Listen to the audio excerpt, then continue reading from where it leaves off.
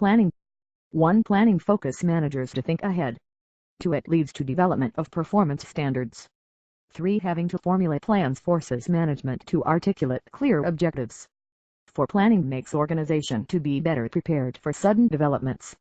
On the basis of definitions of planning, the following features can be identified.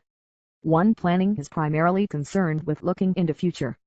It requires forecasting the future. 2. Planning involves selection of suitable course of action. It means there are several ways to achieving objectives. 3. Planning is undertaken at all levels of the organization because managers at all levels are concerned with determination of future course of action. 4. Planning is flexible. Planning involves selection of best course of action under specific environment. If environment changes, an adjustment is needed between various factors of planning. 5. Planning is pervasive and continuous managerial function. 2.2 Nature of planning. The nature of planning may be understood in terms of it being a rational approach, open system, flexibility and pervasiveness. Planning, a rational approach. Planning is a rational approach for defining where one stands, where one wants to go in future and how to reach there. Rationalist notes a manager chooses the appropriate means for achieving the stated objectives. Rational approach fills the gap between the current status and future status. The difference between two time periods T1 and T2 may be as long as 5 years or as short as 1 year. The desired and the current results are usually expressed in terms of objectives, which can be achieved by an action or set of actions. The actions required resources and the rational approach emphasis and appropriate use of resources. Desired position. Planning. Required. Gap. Current. Status. Status. The 1 time T2. Figure 2.1. Planning for bridging current and desired. Planning /25. Planning, an open system approach. An organization is an open system because it accepts inputs from the environment and exports output to environment. Planning adopt an open system approach. Open system approach indicates that the gap between current and desired status and the action required to bridge this gap is influenced by a variety of environmental, economic, legal, political, technological, socio-cultural and competitive factors. These factors are dynamic and change with time. Therefore, managers have to take into account the dynamic features of environment while using open system approach. Flexibility of planning. By flexibility of a plan is meant its ability to change direction to adapt to changing situations without undue cost. The plans must be flexible to adapt to changes in technology, market, finance, personal and organizational factors. However, flexibility is possible only within limits, because it involves extra cost. Sometimes the benefit of flexibility may not be worth the cost. Pervasiveness of planning. Planning is pervasive and it extends throughout the organization. Planning is the fundamental management function and every manager, irrespective of level, has a planning function to perform within his particular area of activities. Top management is responsible for overall objectives and action of the organization. Therefore it must plan what these objectives should be and how to achieve them. Similarly, a departmental head has to devise the objectives of his department within the organizational objectives, and also the methods to achieve them. Thus planning activity goes in hierarchy as shown in Figure 2.2. Corporate or organizational plan, divisional plan, departmental plan, sectional plan. Figure 2.2. Planning at various levels. 2.3 Importance of planning.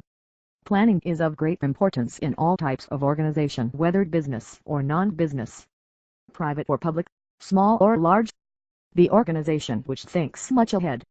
26/Management and entrepreneurship. About what it can do in future is likely to succeed as compared to one which fails to do so. Without planning, business decisions would become random, J.D. Hall choices. Planning is important because of the following reasons. 1. Primacy of planning. Planning is the first and foremost function of management. Other functions follow planning. What is not planned cannot be organized and controlled. Planning establishes the objectives and all other functions are performed to achieve the objectives set by the planning process as shown in Figure 2.3. What kind of people are required? How effectively and lead people? What kind of organization structure? By furnishing standards of control, plans, objectives, and how to achieve them, which helps to know which affect the kind of direction. Figure 2.3. Primacy of planning. To minimize risk and uncertainty, the organization continuously interacts with the external dynamic environment where there is great amount of risk and uncertainty. In this changing dynamic environment where social and economic conditions alter rapidly, planning helps the manager to cope up with and prepare for changing environment. By using rational and fact-based procedure for making decisions, manager can reduce the risk and uncertainty. 3. To focus attention on objectives, planning focuses on organizational objectives and direction of action for achieving these objectives. It helps managers to apply and coordinate all resources of the organization effectively in achieving the objectives. The whole organization is forced to embrace identical goals and collaborate in achieving them. To facilitate control, planning sets the goals and develops plans to achieve them. These goals and plans become the standards or benchmarks against which the actual performance can be measured. Control involves the measurement of actual performance, comparing it with the standards and initiating corrective action if there is deviation. Control ensures that the activity conform to plans. Hence control can be exercised if there are plans. In order to assure success, plans. Planning /27. 5. To increase organizational effectiveness. Effectiveness implies that the organization is able to achieve its objectives within the given resources. The resources are put in a way which ensures maximum contribution to the organizational objectives. Effectiveness leads to success. 2.4. Types of planning.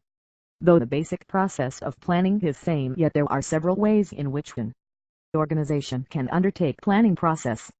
Planning can be classified on the basis of coverage of activities, importance of contents in planning, approach adopted in planning process, time, dimension and degree of formalization in planning process as shown in Table 2.1.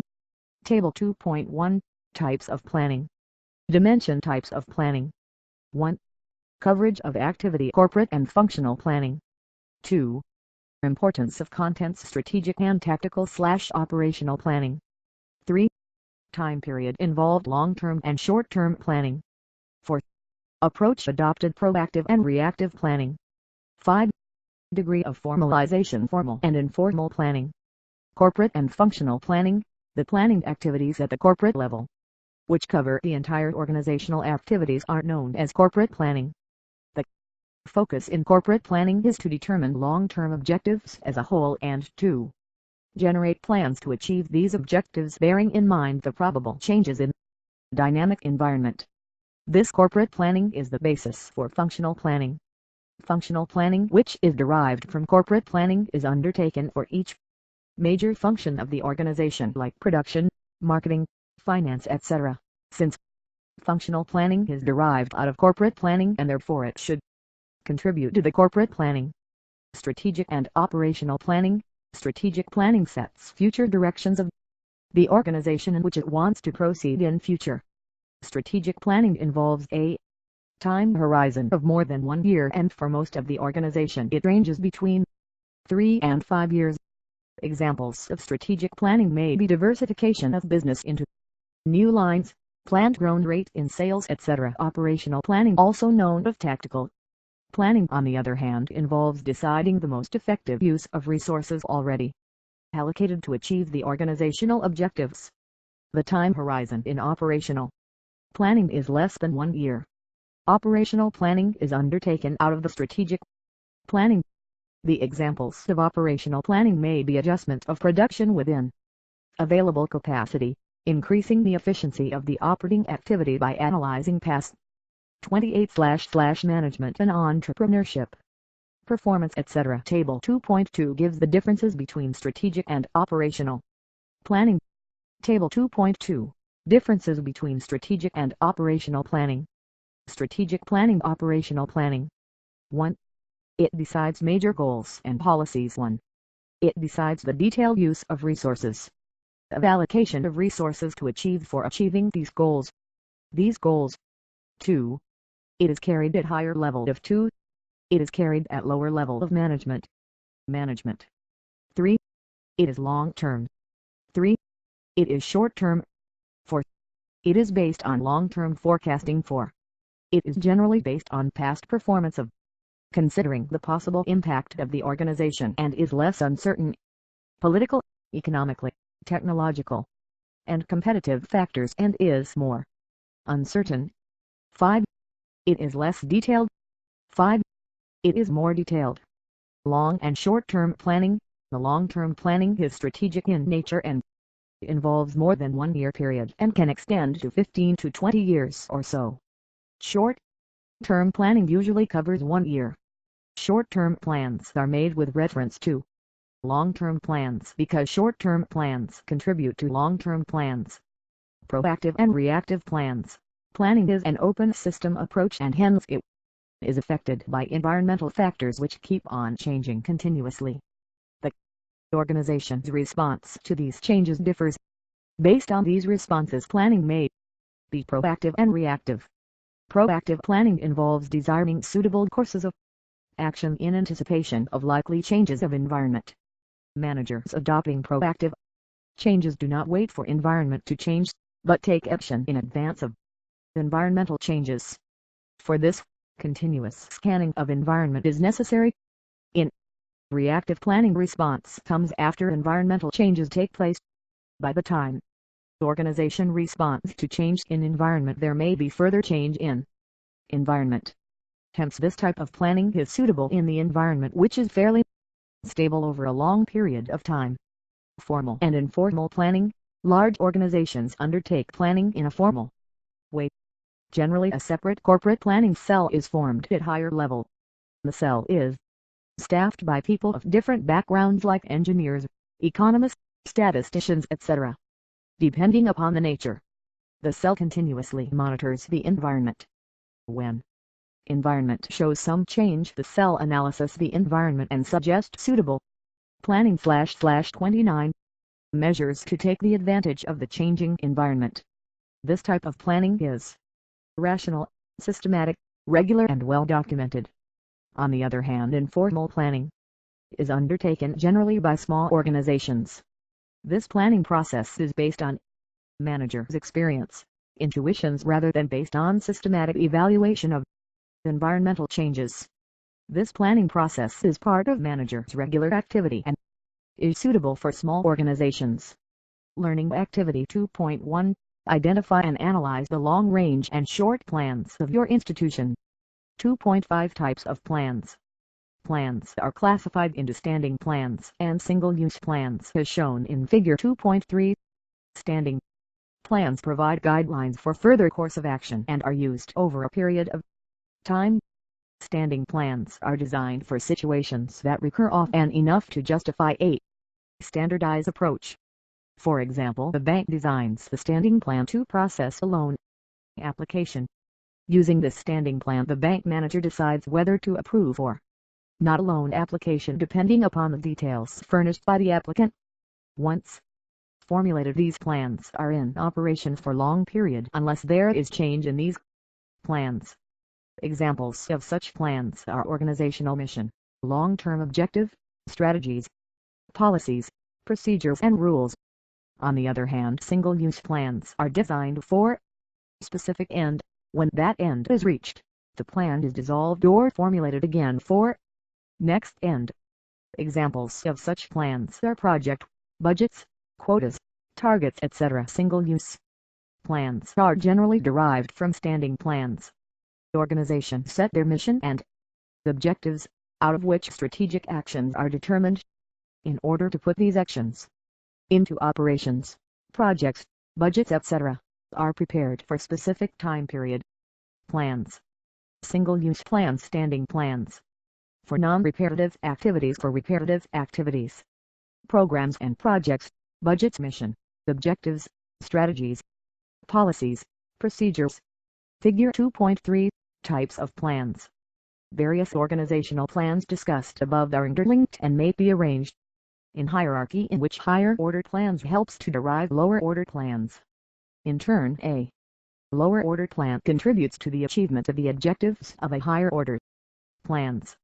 The hierarchical nature of various plans is represented in Figure 2.4. 30/Management and Entrepreneurship. Mission or purpose. Objectives. Strategies. Policies. Procedures and rules. Programs and projects. Budgets. Quotes and targets. Figure 2.4. Hierarchies of plans. Mission and purpose. Setting organizational objectives is the starting point of managerial actions. Every organization is purpose of creation. It has some objectives, the end results for which the organization strives. These end results are referred to as mission, purpose, goal, target, etc., which are often used interchangeably. However, there are differences in the context in which these terms are used. In every social system, enterprises have a basic function or task, which is assigned to them by society. The mission or purpose identifies this basic function or task of the organization. For example, the purpose of university. Mission and purpose are often used interchangeably, though there is difference between the two, at least at theoretical level. Mission has external orientation and relates the organization to the society in which it operates. A mission statement links the organization activities to the needs of the society and legitimates its existence. Purpose is also externally focused, but it relates the organization to that segment of the society to which it serves. It defines the business which the company will undertake. The difference between the two may be visualized in the mission and purpose of Hindustan Lever Limited. The mission statement of HLL is, Hindustan Lever's commitment to national priorities has ensured that the company is a part of people who lives at the grassroots level, making a difference to India and to Indians, in depth, width and size. Hindustan has always identified itself with the nation's priorities: employment generation, development of backward areas, agricultural linkages, exports, etc. The purpose of the company is, our purpose in Hindustan Lever is to meet the everyday needs of the people everywhere, to anticipate the aspirations of consumers and customers, and to respond creatively and competitively with branded products and services which raise the quality of life. Planning/31. The mission of the company says what it can be for the country, i.e., society in general, and purpose suggests how this contribution can be made. However, in general practice, mission and purpose are either used interchangeably or jointly. Objectives. Every organization is established for the purpose of achieving some objectives. An individual who starts a business has the objective of earning profits. The charitable institution which starts schools and colleges has the objectives of rendering service to the public in the field of education. Though objectives may differ from one organization to another, yet each organization has its own objective.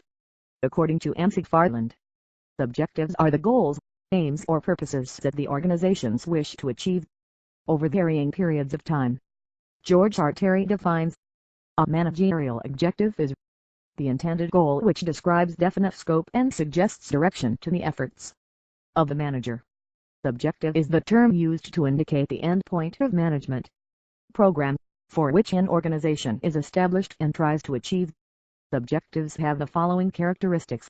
1. Objectives are multiple in numbers. Every business enterprise has a package of objectives set in various key areas.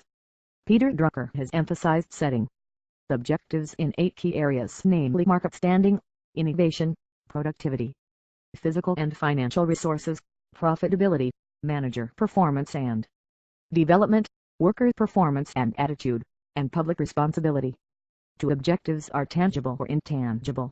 Some of the objectives, such as productivity, physical and financial resources, are tangible, whereas objectives in the areas of managers' performance, workers' morale is completely intangible. 3 Objectives have a priority. At a given point of time, one objective may be important than another. For example, maintaining minimum cash balance is important than due date of payment. For objectives are generally arranged in hierarchy.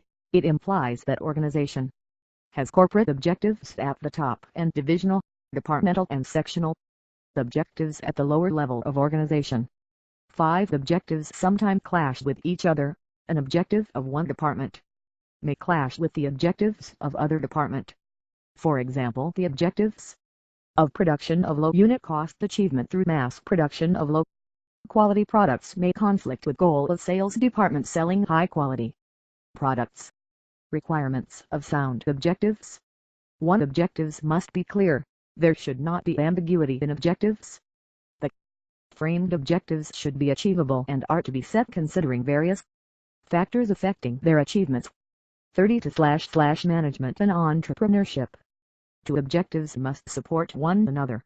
3 objectives must be consistent with organization's mission. 4 objectives should be consistent over a period of time. 5 objectives should be rational, realistic and not idealistic. 6 objectives should start with word to and be followed by an action verb.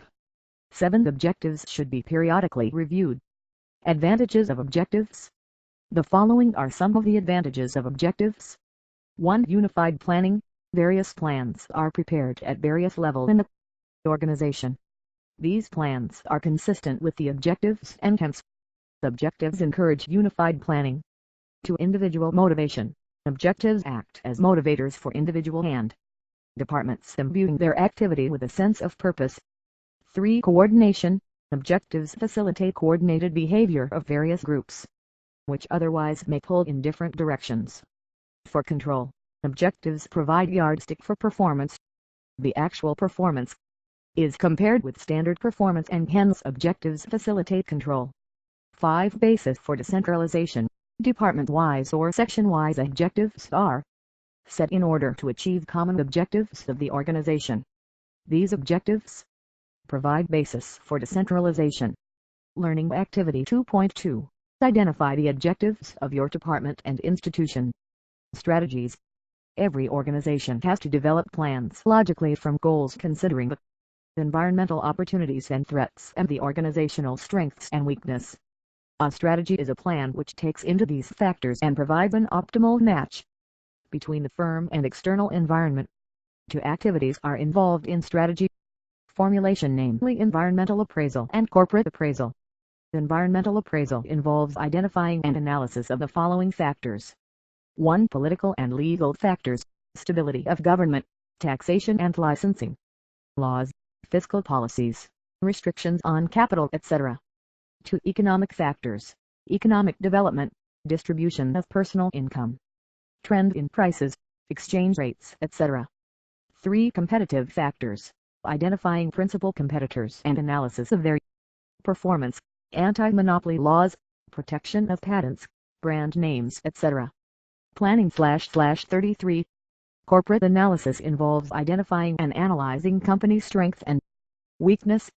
For example, the company's strength may be low-cost manufacturing skill, excellent product design, efficient distribution, etc. Its weakness may be lack of physical and financial resources. A company must plan to exploit these strengths to maximum and circumvent its weakness. The formulation of strategy is like preparing for beauty contest in which a lady tries to highlight her strong points and hide her weak points. The process of matching company's strength and weakness with environmental opportunities and threats is known as SWOT analysis. Standing plans. Policies. The policy is a general guideline for decision-making. It sets up boundaries around decisions. Policies channelize the thinking of the organization members so that it is consistent with the organizational objectives. According to George R. Terry, policy is the verbal, written or implied overall guide, setting up boundaries that supply the general limits and directions in which managerial action will take place. Although policies deal with how to do the work, but do not dictate terms to subordinates, they only provide framework within which decisions are to be made by the management in various areas. Hence an organization may have recruitment policy, price policy, advertisement policy, etc. Types of policies. Policies may be classified on the basis of sources, functions or organizational levels as shown in Figure 2.5. On the basis of source, on the basis of function, on the basis of organization. Policies. Originated. Appealed. Implied. Production. Sales. Personal. Pricing. Company. Departmental. Sectional. Figure 2.5. Classification of policies. Originated policies are policies which are established formally. These policies are established by top managers for guiding the decisions of their subordinates and also 34/management and entrepreneurship. Their own and are made available in the form of manuals. Appeal policies are those which arise from the appeal made by a subordinate to his superior regarding the manner of handling a given situation. When decisions are made by the supervisor on appeals made by the subordinates, they become precedents for further action. For example, a books dealer offers a discount of 10% on all textbooks. Suppose if an institution requests for a discount of 15% and prepared to pay full amount in advance, the sales manager, not knowing what to do, may approach his superior for his advice. If the superior accepts the proposal for 15% discount, the decision of the superior become a guideline for the sales manager in future. This policy is an appeal policy because it comes into existence from the appeal made by the subordinate to the superior. The policies which are stated neither in writing nor verbally are known as implied policies. The presence of implied policies can be ascertained by watching the actual behavior of various superiors in specific situations. For example, if companies' residential quarters are repeatedly allotted to individuals on the basis of seniority, this may become implied policy. On the basis of business function, policies may be classified into production, sales, finance, personnel policies, etc. Every one of these functions may have a number of policies. For example, the personnel function may have recruitment policy, promotion policy, and finance function may have policies related to capital structure, dividend payment, etc. On the basis of organizational level, policies may range from major company policies through major departmental policy to minor or derivative policies applicable to smallest segment of the organization. Advantages of policies. The advantages of policies are as follows. 1. Policies ensure uniformity of action at various organization points which make actions more predictable. 2. Since the subordinates need not consult superiors, it speeds up decisions. 3. Policies make easier for the superior to delegate more and more authority to his subordinates because he knows that whatever decision the subordinates make will be within the boundaries of the policies. 4. Policies give a practical shape to the objectives by directing the way in which predetermined objectives are to be attained. Procedures. Policies are carried out by means of more detailed guidelines called procedures. 8. Procedure provides a detailed set of instructions for performing a sequence of actions involved in doing a certain piece of work. A procedure is a list of systematic steps for handling activities that occur regularly. The same steps are followed each time that planning/35 activity is performed. The streamlined, simplified and sound procedure helps to accelerate clerical work without duplication and waste of efforts and other resources. Difference between policies and procedures can be explained by means of an example. A company may adopt a policy of centralized recruitment and selection through Labor Department. The Labor Department may chalk out the procedure of recruitment and selection. The procedure may consist of several steps like inviting application, preliminary interview, aptitude and other tests, final interview, medical examination and issue of appointment orders. The following are advantages of procedures. 1. They indicate the standard way of performing a task. 2. They result in simplification and elimination of waste. 3. Procedure improves the efficiency of employees. 4. Procedure serves as a tool of control by enabling managers to evaluate the performance of their subordinates. Methods. The method is a prescribed way in which one step of procedure is to be performed. 8. Method is thus a component part of procedure. It means an established manner of doing an operation. Medical examination is a part of recruitment and selection procedure. Method indicate a manner of conducting medical examination. Methods help in increasing the effectiveness and usefulness of procedures. By improving methods, reduced fatigue, better productivity and lower costs can be achieved. Methods can be improved by eliminating wastes by conducting motion study. Rules. The rules are the simplest and most specific type of standing plans. Every organization attempts to operate in an orderly way by laying down certain rules. Rules are detailed and recorded instructions that a specific action must or must not be performed in a given situation. Rules are more rigid than policies. Rules generally pertain to the administrative area of a procedure.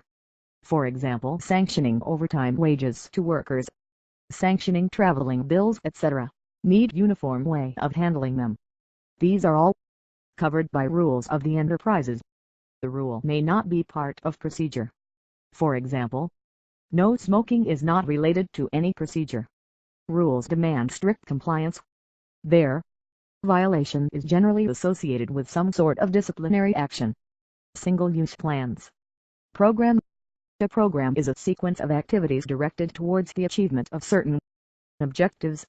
A program is action-based and result-oriented. A program lays down the definite steps which will be taken to accomplish a given task. It also lays down the time to be taken for completion of each step. The essential ingredients of every 36/management and entrepreneurship program are time phasing and budgeting. This means that specific dates should be laid down for the completion of each successive stage of program. In addition, a provision should be made in the budget for financing the program. The program might include such general activity as purchasing new machines or introducing new product in the market. Thus, a program is a complex of objective, policies, procedures, task assignments, steps to be taken, resources to be employed and other elements to carry out a given course of action. Budgets. The budget is a single-use plan since it is drafted for a particular period of time.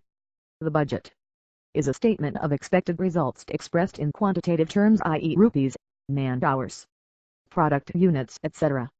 Since it is a statement of expected results, it is also used as an instrument of managerial control.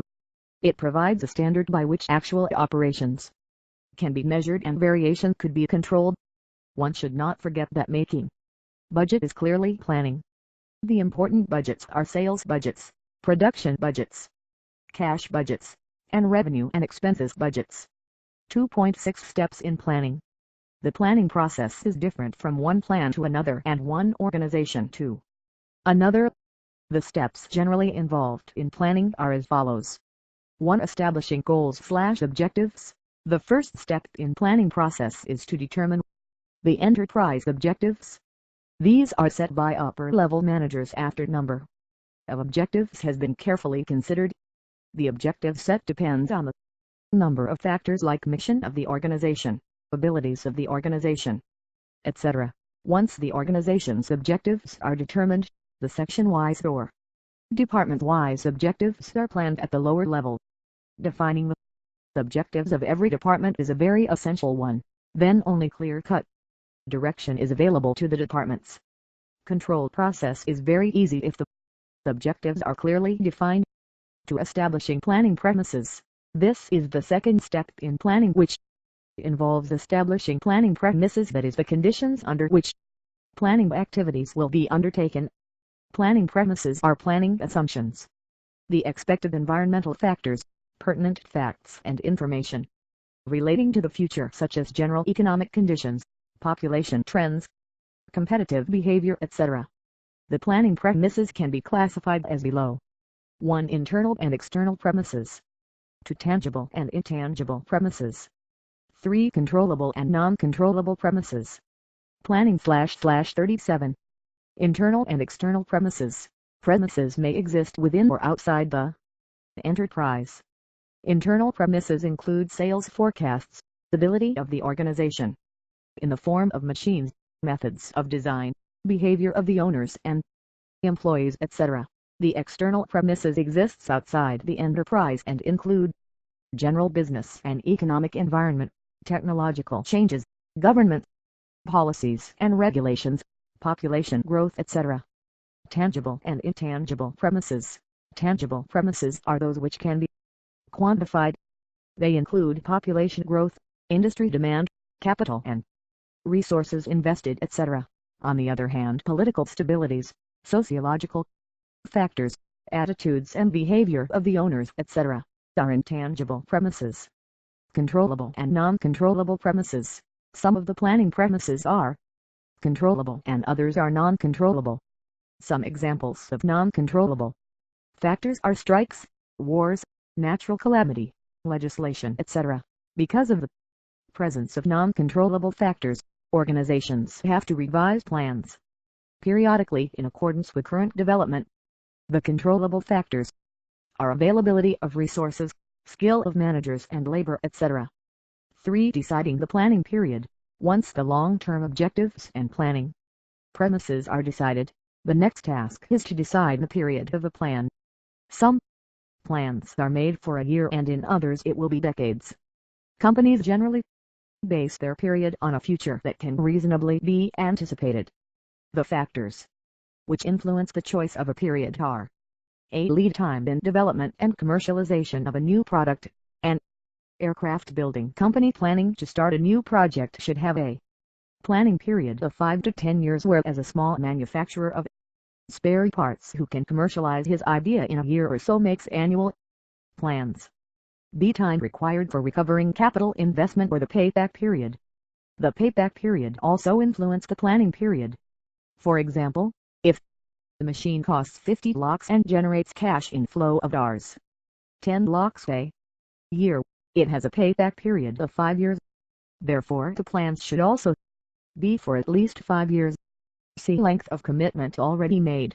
The plan period should be long enough to enable the fulfillment of already made commitments. For example, if a company has agreed to supply goods for 5 years, it needs to plan for the same period to fulfill its commitments. For identification of alternatives, the fourth step in planning is identifying alternatives. A particular objective can be achieved through various actions. For example, an organization's objective is to grow further, which can be achieved in several ways, like expanding in the same field of business or product line, diversifying in other areas, joining hands with other organization. 38/management and entrepreneurship, and so on. With each category there may be several alternatives. For example, diversification may point out the possibility of entering into one of the several fields. 5. Evaluation and selection of alternative. Once the alternatives are identified, the next step is to evaluate the alternatives in the light of the premises and goals and to select the best course or courses of action. This is done with the help of quantitative techniques and operations research. In addition, software packages are available for evaluating alternatives. 6. Developing derivative/supportive plans. Once the plan is selected, various plans are derived so as it support the main plan. The derivative may be planning for buying equipments, buying raw material, etc. These derivative plans are formulated out of the main plan and therefore, they support. 7. Measuring and controlling the process. One should not allow a plan to run on its own without monitoring its progress. Managers need to check the progress of their plans so that remedial action can be taken to make plan work, or change the plan if it is unrealistic. Hence, process of controlling is a part of any plan. 2.7 Decision-making. Decision-making is an essential part of modern management. Whatever a manager does, he does by making decisions. The manager makes hundreds of decisions consciously or subconsciously every day. Decisions are made by the manager and actions are taken by others.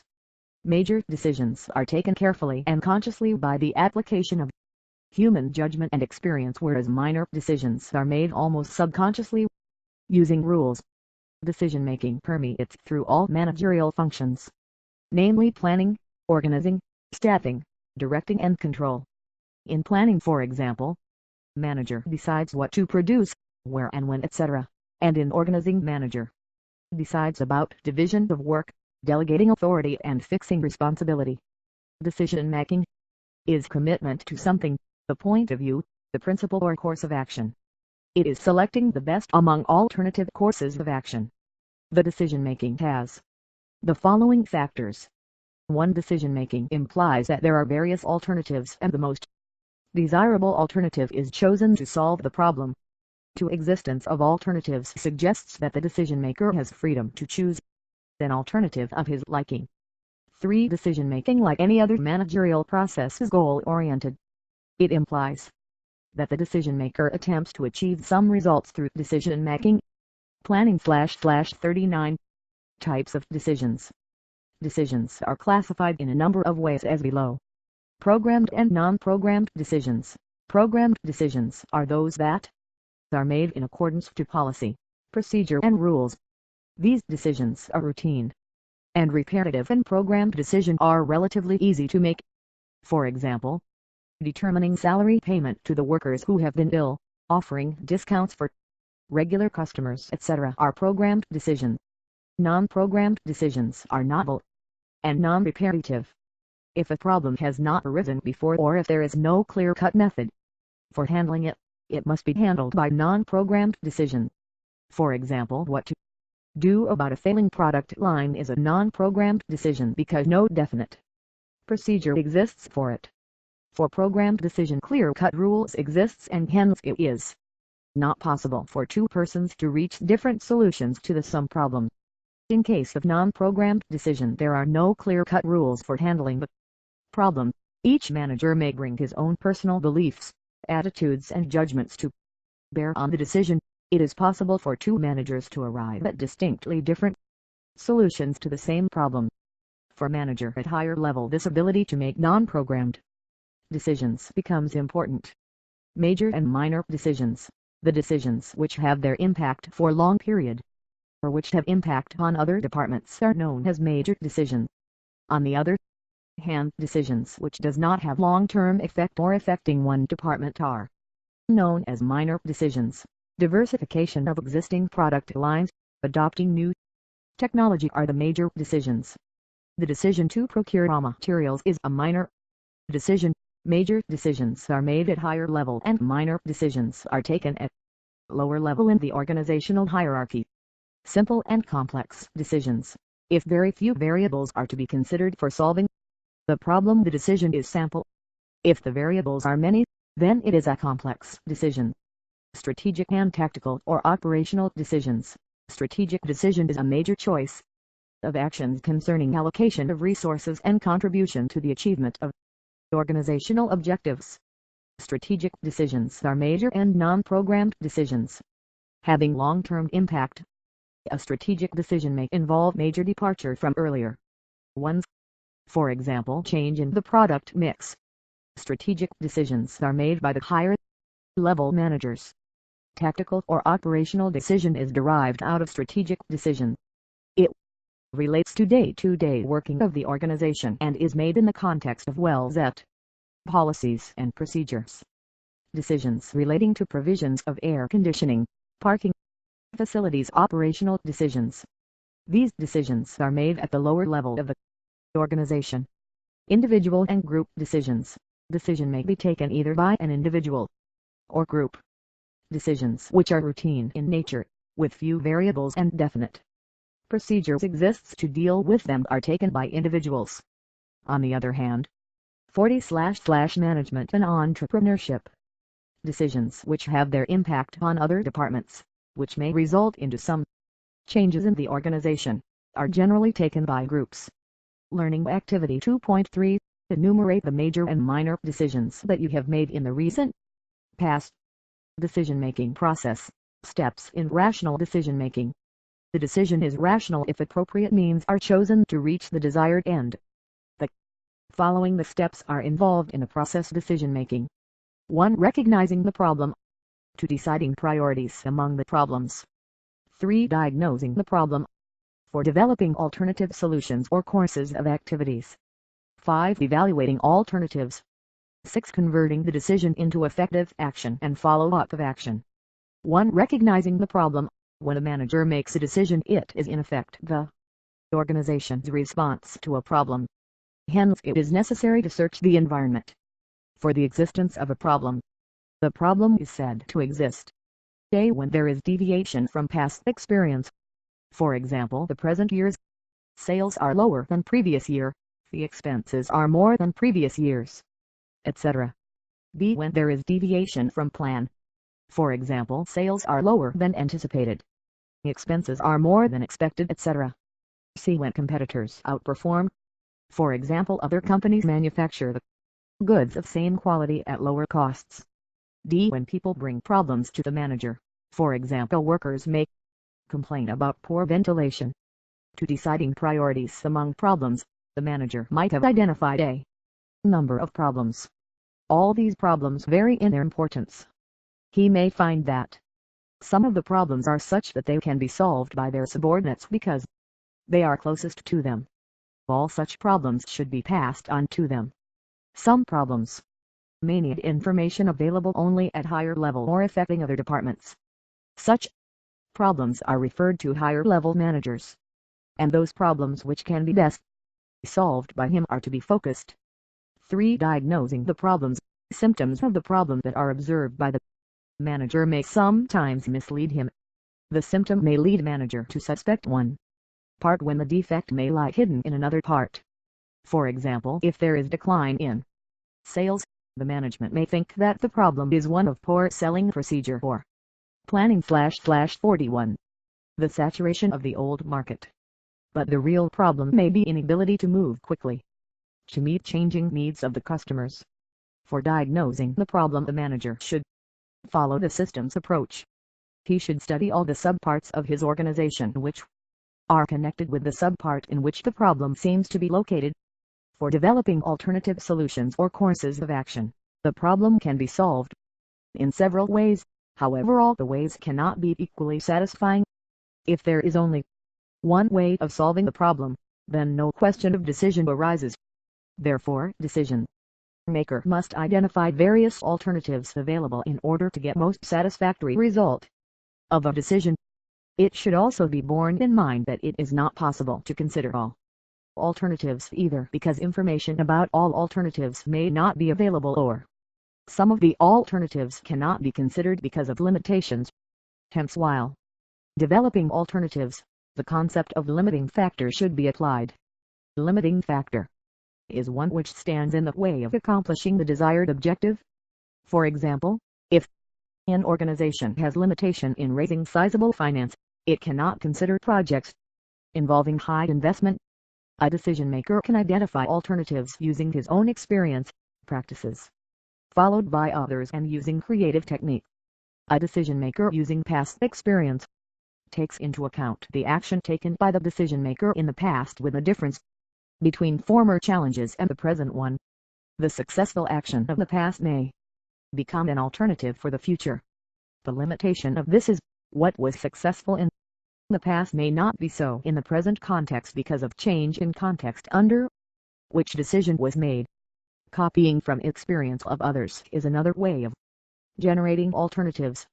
Alternatives used by successful decision makers can be thought of alternatives of decision making. The third method of generating alternatives is through creative process where various exercises are taken to generate entirely new ideas. Creative ideas of individuals or groups help in developing alternatives. 1. Popular group technique is brainstorming. The brainstorming group consists of 5 to 10 people. The best idea behind brainstorming is to think of as many alternatives as possible without pausing to evaluate them. 5. Measuring and comparing consequences of the alternative solution. Once various alternatives are developed, the next step is to measure and compare their consequences of alternatives using quality and acceptability. The quality of a decision must be determined considering both tangible and intangible consequences. Tangible consequences are those which can be quantitatively measured or mathematically demonstrated. For example, the one can calculate the installing and running costs of 2 types of air conditioners. Intangible consequences cannot be measured quantitatively. For example, the effect of good labor relationship in one location cannot be compared with the local taxes in another location. Acceptability of solution is also important. The decision though good in quality may be poor in acceptability, or decision though acceptable may not be good in quality. In 42/Management and entrepreneurship. Such cases managers must find the relative importance of these two. In production, finance, purchase, etc. the solution's quality is important than acceptability, whereas in all human matters such as lighting condition, layout of office, etc., the acceptability is more important. If sufficient information about quality or acceptability of a solution is not available, it is suggested to experiment it on a small scale known as pilot testing. For example, a company may test a new product in a certain market before expanding its sale nationwide. 6. Converting the decision into effective action and follow-up of action.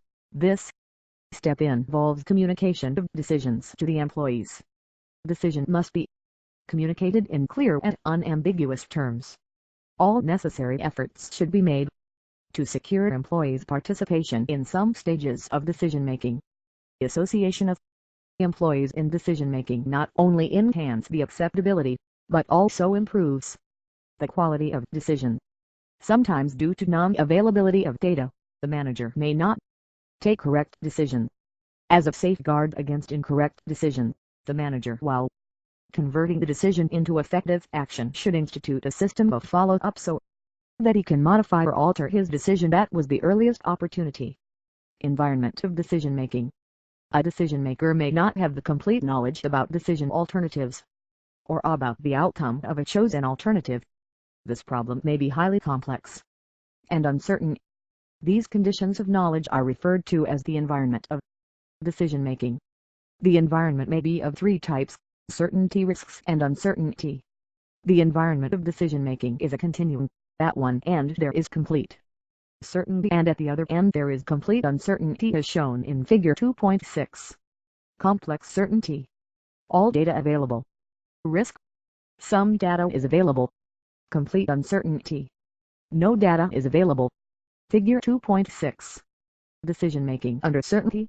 The term certainty refers to accurate knowledge of the outcome of each alternative. All relevant data are available for making decision. For example, a company wants to transport goods from 5 warehouses to a number of customers. It is possible to obtain the relevant facts for the problem, like type of transport available, the cost of transporting the unit from each warehouse to each customer. With this it is possible to design least cost distribution pattern. Decision-making under risk. In decision-making under risk, the consequences of a particular decision cannot be specified with certainty but can be specified with known planning. //43. Probability values. The value of probability is a measure of likelihood of the occurrence of that event. In such cases, alternatives are evaluated by computing the expected value of the payoff associated with each alternative. For example, while estimating the demand of a product for future where there is great amount of uncertainty, the manager can make 3 estimates of demand associated with the probability of occurrence, as shown in Table 2.3. Table 2.3. Types of demand. Demand probabilities. High demand 1000 0.3, medium demand 800 0.5, low demand 500 0.2. Then the expected demand is computed as follows. Expected demand equals 1000 0.3 plus 800 0.5 plus 500 0.2. Decision-making under uncertainty. Uncertainty is said to exist when the decision maker does not know the probabilities associated with the possible outcomes, though he has been able to identify the possible outcomes and their related payoffs. Since the probabilities are not known, the decision maker cannot use the criterion of maximizing the payoff. He can, however, use maximum criterion, maxi criterion, or min-max regret criterion.